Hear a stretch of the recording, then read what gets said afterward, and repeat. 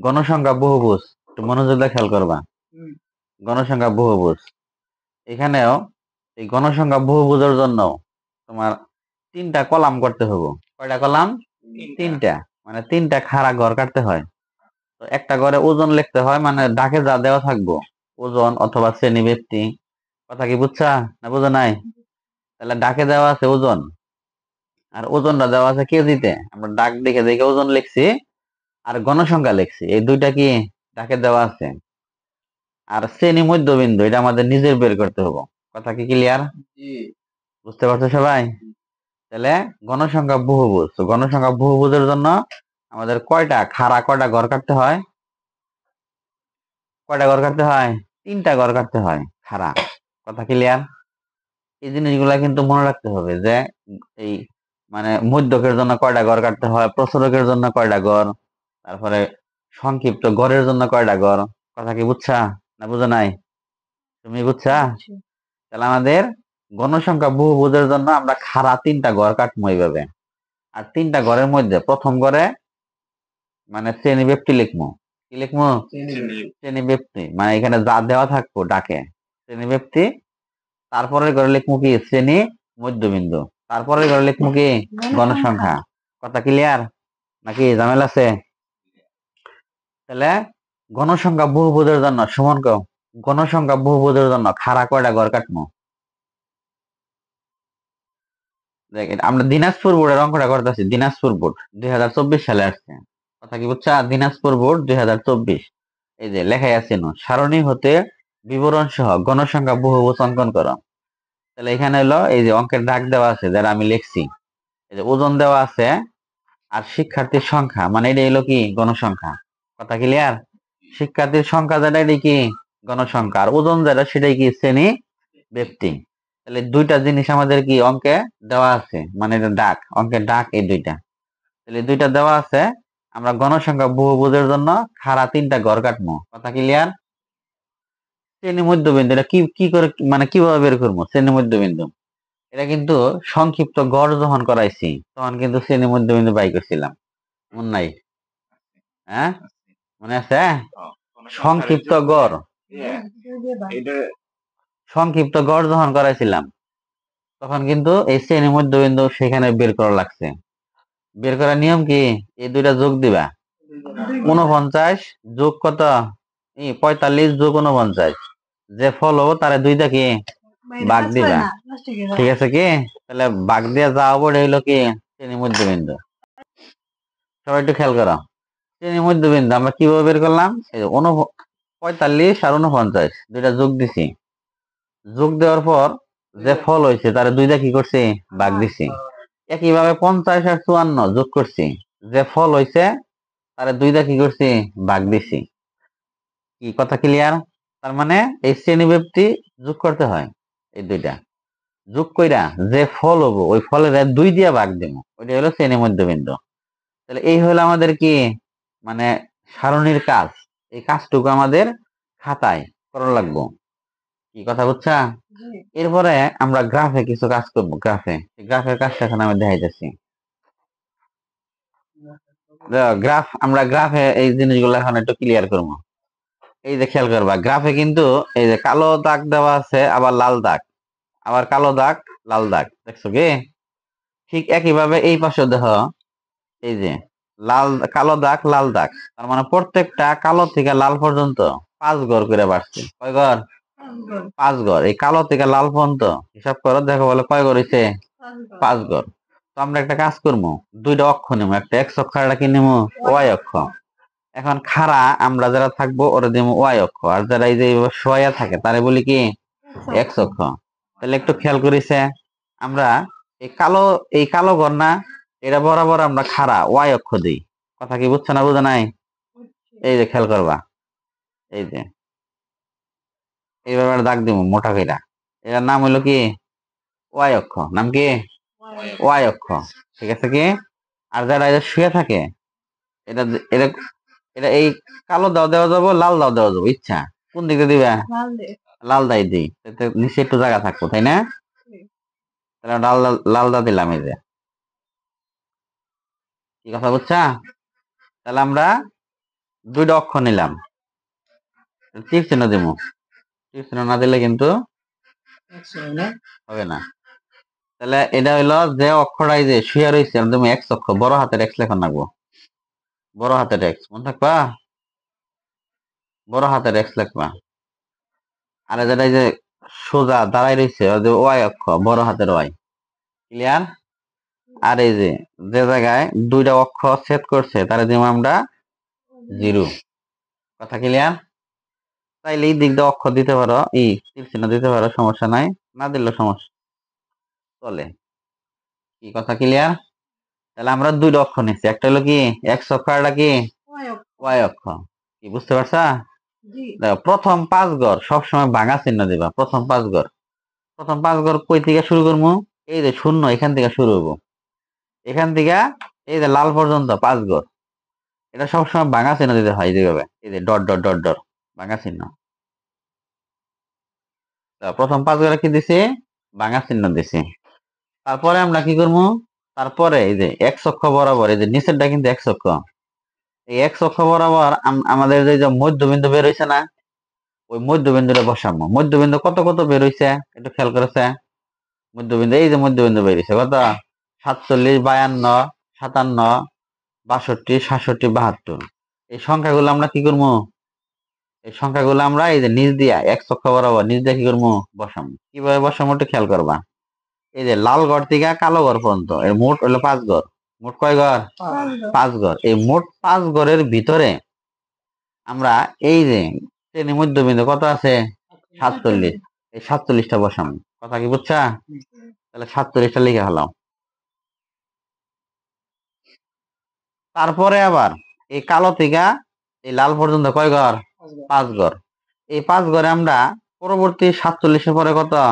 52। আমরা 52 বসাম। বুঝতে পারতেছো কি? আবার এই লাল থেকে কালো পর্যন্ত 5 ঘর। তাহলে আমরা কত বসামো? 57 বসামো। এরপর একইভাবে এই কালো থেকে এই লাল পর্যন্ত আবার 5 ঘর, 62 বসামো। তারপরে 5 ঘরে বসামো 67। তারপরে 5 ঘরে কত? 72। আর আছে এই 72 পর্যন্ত শেষ কিন্তু। বুঝছো কি না বুঝো নাই? তাহলে আমরা এক্স অক্ষ বরাবর কি বসাইলাম? কি বসাইলাম? এক্স অক্ষ বরাবর শ্রেণী মধ্যবিন্দু বসাইলাম। এই যে প্রতি 5 ঘরে। ক্লিয়ার কথা আমার? নাকি ঝামেলা আছে? বুঝছো কি না বুঝো নাই? রবিউল বুঝছাস? না বুঝার কিছু নাই নো। এই যে প্রথম 5 ঘর ভাঙা চিহ্ন দিব, দেওয়ার পরে প্রতি 5 ঘরে দেখ এই লাল থেকে কালো পর্যন্ত এই ঘরটুকু হলো 5 ঘর। এই 5 ঘরের ভিতরে আমরা শ্রেণী মধ্যবিন্দু বসাবো। কি বসাবো? শ্রেণী মধ্যবিন্দু। শ্রেণী মধ্যবিন্দু কত? প্রথমে এই যে 47। তাহলে 47, 52 এইভাবে আমরা 72 পর্যন্ত কি বসাবো। বুঝছো না বুঝো নাই? এই যে প্রতি 5 ঘরে, প্রতি 5 ঘরে কিন্তু 5 ঘরের বাইরে যাওয়া যাবো না। এই যে এই লাল থেকে কালো পর্যন্ত 5 ঘর, এই 5 ঘরের ভিতরের মানে লেখাটা লিখতে হবো। কথা ক্লিয়ার? আবার 5 ঘরের ভিতরে লিখুন। এইভাবে আমরা এদিকে কি ডাইন দিকে কি অগ্রসর হবো। তো এইরকম ভাবে আমরা 72 পর্যন্ত আসলাম, সর্বশেষ সংখ্যা। আচ্ছা তাহলে আমরা শ্রেণী মধ্যবিন্দু বসাইছি, মনে থাকবা? এক্স অক্ষ বরাবর কি বসাইলাম? শ্রেণী মধ্যবিন্দু। এখন ওয়াই অক্ষ বরাবর উপরের দিকে, উপরের দিকে আমরা কি বসাবো? উপরের দিকে বসাবো গণসংখ্যা। কি বসাবো? গণসংখ্যা। আচ্ছা গণসংখ্যা আছে কত? 6 থেকে নিয়ে এইভাবে শুরু হয়েছে 9, 17, তাই না? তাহলে প্রথমে 6 বসাও। কিভাবে 6টা বসাবো একটু খেয়াল করো মনোযোগ দিয়া। কিভাবে 6টা বসাম খেয়াল করো। এই যে এই 47, এই ঘরটা হইলো মানে 5টা ঘর হইলো 47-এর ঘর। কার ঘর? 47-এর ঘর। আর 47 বরাবর গণসংখ্যা কত আছে? 6 আছে। কথা ক্লিয়ার কিন্তু? ভালো মতো বুঝবা। তাহলে 47-এর ঘরে গণসংখ্যা আছে কত? 6। তাহলে আমরা এই 47-এর ঘর যে কোনো 5টা বরাবর উপরে দিয়ে গুইনা গুইনা 6 ঘর উপরে উঠবা। কি কথা বুঝছা না বুঝো নাই? আর কেউ যদি কয় আমি লালটা দিয়া গুইনা গুইনা উপরে 6 ঘর উঠবো, তা উঠতে পারবো। কেউ যদি কয় না আমি এই যে মাঝখানের যে কোনো একটা ঘর দিয়া উপরে 6 ঘর গুইনা গুইনা উঠবো, তা উঠতে পারবো, কোনো সমস্যা নাই। তবে সব সময় এই যে শেষের যে ঘরটা কালো ঘরটা এই ঘর বরাবর উপরের দিকে 6 ঘর গুইনা গুইনা উঠবা। কথা কি বুঝছা না বুঝো নাই? এই যে 6, এই যে কালো ঘর, এই যে এটা দিয়ে উপরের দিকে 6 ঘর। একটু খেয়াল করি, তাহলে এই যে 1 2 3 4 5, এই জন্য হলো 6। কি 6 এনে একটা কি দিব আমরা চিহ্ন করবো, ওটা দিব 6 ঘর।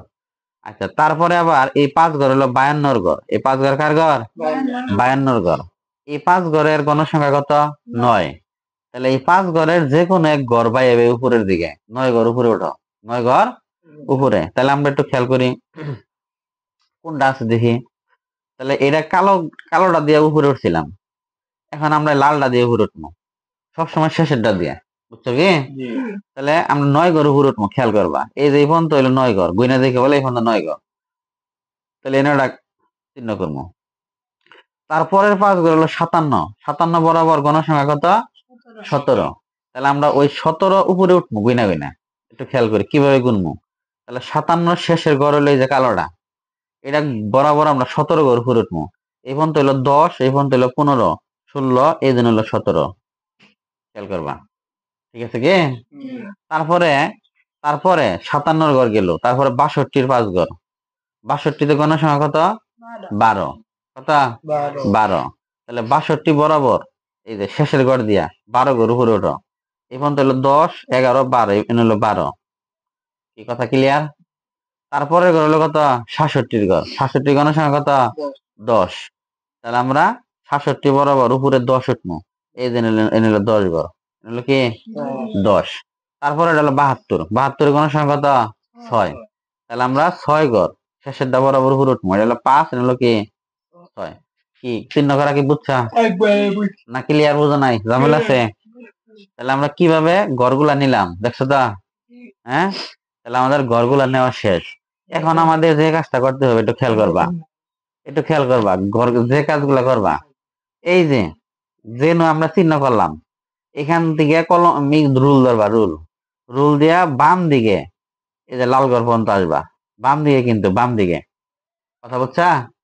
বাম দিকে, এই যে একটু খেয়াল কর বাম দিকে, এই যে আমরা প্রথমে চিহ্ন করছিলাম ওই চিহ্ন থেকে আমরা বামের দিকে সরাসরি স্কেল দিয়া সুন্দর করে সোজা করে একটা দাগ দিন। আবার নিচের দিকেও আবার নামবো, নিচের দিকেও নামবো। কথা কি বুঝছে না বুঝো নাই? আচ্ছা, এটা হলো আয়ত লেখার জন্য, এটা গণসংখ্যা বহুপদের জন্য এইভাবে করা যাবে না, রুলটা মুছে লাবা। তাহলে গণসংখ্যা বহুপদের জন্য কিভাবে? এই যে যেন ভাঙা চিহ্ন দিলাম না, ওটা মাথা থেকে শুরু হবো, ঠিক আছে কি? মাথা থেকে শুরু কইরা আমাদের এই যে এটা কিন্তু প্রথম চিহ্ন ছিল, মনে আছে? এই যে এইখান দিয়া শুধু রুল দিয়া উপর দিয়া, মানে প্রত্যেকটা বিন্দুর উপর দিয়ে জানি আমাদের রুলটা যায়। এই দেখছো কি? এই যে প্রত্যেকটা বিন্দুর উপর দিয়া রুলটা খালি নিয়ে যাওয়া, এই যে প্রত্যেকটা বিন্দুর উপর দিয়া মাঝখানে দাঁড়াও, কিন্তু এই পর্যন্ত নামাই দেবা। এটা হলো কি? এটা হলো গণসংখ্যা বহুভুজ। না ঠেকাইলেও চলে, না ঠেকাইলেও চলে। কেউ যদি কয় যে আমি এই পর্যন্ত, এটা তো বিন্দু শেষ বিন্দু, আমি এই পর্যন্ত দিয়ে দিব, তাও হবো। আর কেউ যদি কয় যে আমি নিচের দিকে আরো নামাই দিব, তাও চলবো। কথা কি বুঝছা না বুঝে নাই? তাহলে গণসংখ্যা বহুভুজের জন্য জিনিসটা আরো সহজ, ঠিক আছে কি? কিভাবে করলাম? এই যে মানে যেখানে ভাঙা চিহ্ন শেষ হয়েছে, ওই ভাঙা চিহ্নের শেষ মাথা থেকে আমরা রুলটা ধরবো। কথা কি বুঝছা? দইরা এই যে যে জায়গায় আমরা বিন্দু চিহ্ন করছি, ঠিক ওই বিন্দুর উপর দিয়ে খালি রুলটা এইভাবে খালি দিয়ে দেবো। এই যে রুলটা দিয়ে দেবো, এই যে ওটা সমস্যা নাই, একটু বেহা হলে সমস্যা নাই, কিন্তু বিন্দুর উপর দিয়ে কিন্তু জান লাগবো। অনেক স্কেল দাগ দেয়, স্কেল দাগ দেওয়ার দরকার নাই, খালি বিন্দুর উপর দিয়ে গেলে এলো।